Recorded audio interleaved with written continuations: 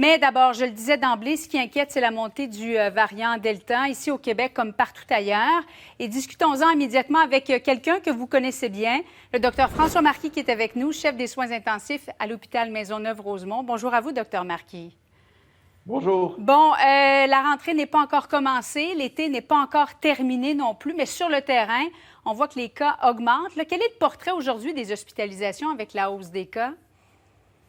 Bien, j'imagine, là, moi je connais pour mon hôpital, là, mais effectivement, ce qu'on voit, c'est une tendance là, dans les derniers jours. On en a 2 aux soins intensifs, il y en a 4-5 qui sont hospitalisés, ça rentre, ça sort, mais effectivement, alors qu'il n'y avait pas grand-chose dans les dernières semaines, on note une recrudescence là, au niveau du nombre de cas.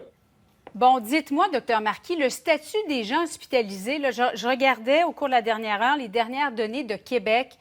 25 des gens qui sont hospitalisés ont reçu quand même 2 doses de vaccin.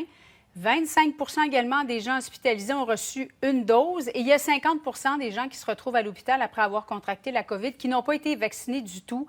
Qui se retrouve à l'hôpital après avoir reçu 2 doses? Souvent, des gens qui ont une immunosuppression de base, classiquement, là, des greffés d'organes solides, là, ça, c'est des victimes là, qui sont sélectionnées par le Delta.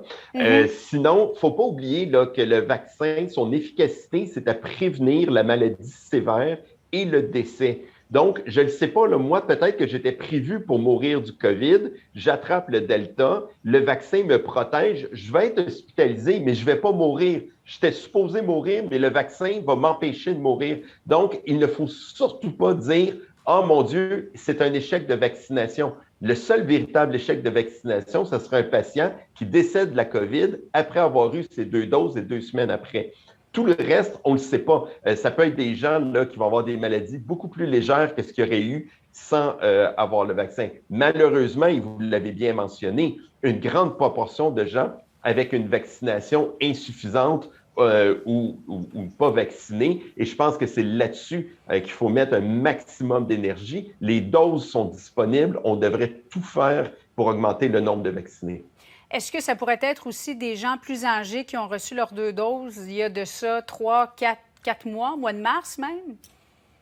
Bien là, il y a la question de la 3e dose. Oui. Effectivement, faut, et ça, moi, je ne les ai pas vus commencer à arriver, ceux-là. C'est que je vous dirais que dans ma petite expérience là, de Delta, je n'ai pas encore vu ces gens-là arriver. Mais oui, et ça pourrait arriver que certaines personnes aient besoin d'une 3e dose et ça ne serait pas si surprenant que ça. Il y a plusieurs vaccins qui ont besoin de rappel ou qui ont besoin d'une 3e dose.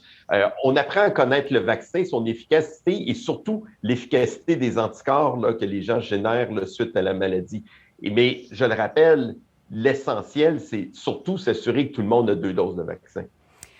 Vaccination obligatoire pour le personnel de la santé, il en est beaucoup question. Bon, on attend le point de presse aujourd'hui à 15 h, notamment du premier ministre François Legault. Vous pensez quoi de ça? Est-ce que vous côtoyez des collègues qui travaillent dans le milieu de la santé qui n'ont pas été encore vaccinés?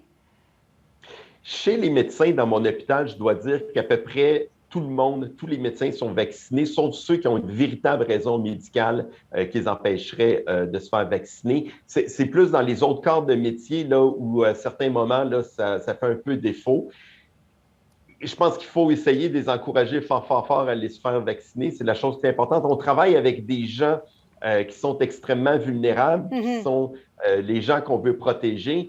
S'il y a une classe de personnes dans la société qui devrait être vaccinée à 100 %, c'est définitivement les gens qui travaillent dans le système de santé. Mais ça, c'est mon opinion à moi. Après ça, il y a de la politique, il y a des conditions de travail, il y a les syndicats. C'est une question excessivement complexe. Oui.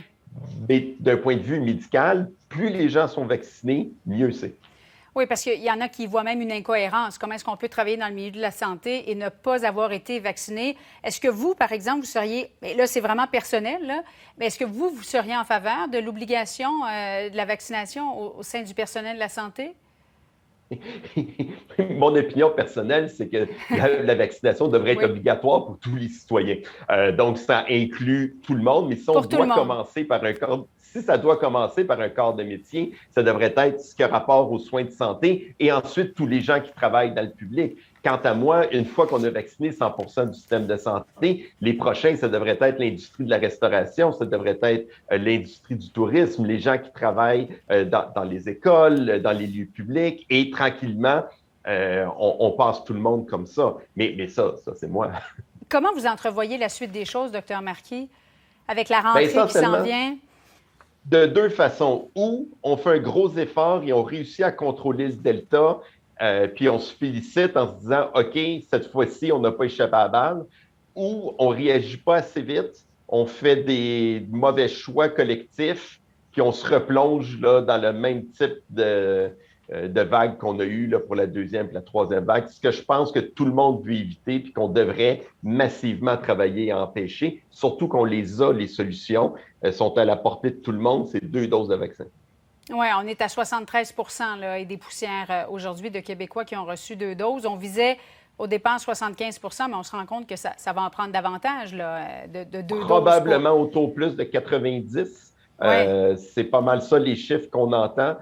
Donc, visons donc 95 à 100 puis la réalité va nous amener probablement à 90. Mais je pense que les gens doivent comprendre que l'effort collectif doit se poursuivre et qu'en parallèle à ça, bien, le lavage de mains, les masques, la distanciation, ça demeure. Parce que quelqu'un qui a eu ses 2 doses de vaccin peut avoir une maladie très légère, mais devenir vecteur. Et c'est ce qu'on veut aussi arrêter dans le cas où un delta est très, très contagieux. Oui, de ne pas baisser sa garde, alors que c'est pas mal ça qu'on a fait hein, cet été. Oui. Évidemment, avec de plus en plus de gens qui étaient vaccinés, mais ce n'est pas terminé encore. Docteur François Marquis qui est avec nous, chef des soins intensifs à l'hôpital Maisonneuve-Rosemont. Merci beaucoup. Merci. Bonne journée. Merci, au revoir.